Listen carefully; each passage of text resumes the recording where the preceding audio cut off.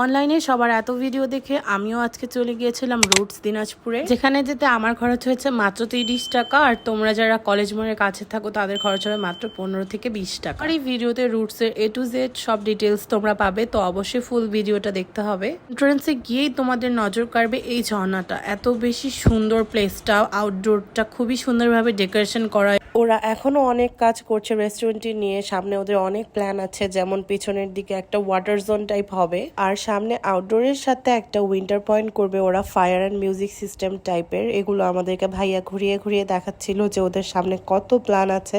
আস্তে আস্তে ওরা অনেক বেশি ইমপ্রুভ করার চেষ্টা করছে। ওদের কাস্টমার স্যাটিসফ্যাকশনটাই হচ্ছে আসল উদ্দেশ্য। দিনাজপুরের বাকি রেস্টুরেন্ট গুলোতে যেগুলো নেই ওরা আসলে সেগুলোই আনার ট্রাই করছে। চলো এখন তোমাদেরকে ইনডোরটা দেখাই। ইনডোরের ডেকোরেশনটা অনেক বেশি কাম অ্যান্ড কোজি।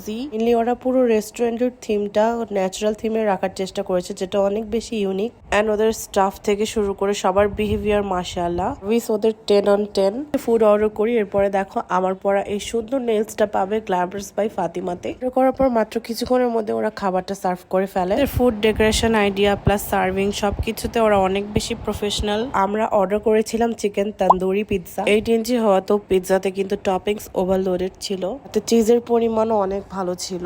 আর প্রাইস হচ্ছে মাত্র 425 টাকা, যেটা অন্যান্য রেস্টুরেন্টের থেকে প্রাইসটা রিজনেবল। টেস্ট রেটিং এ গেলে আমি এটা 7/10 দিব। মোটামুটি টেস্ট ভালোই। পিৎজার ক্রাস্ট থেকে শুরু করে টপিং সবকিছু টেস্টই আমার কাছে ভালো লেগেছে। সাথে একটা সেট মিল নিয়েছিলাম, এটা সম্ভবত সেট মিল এ হবে।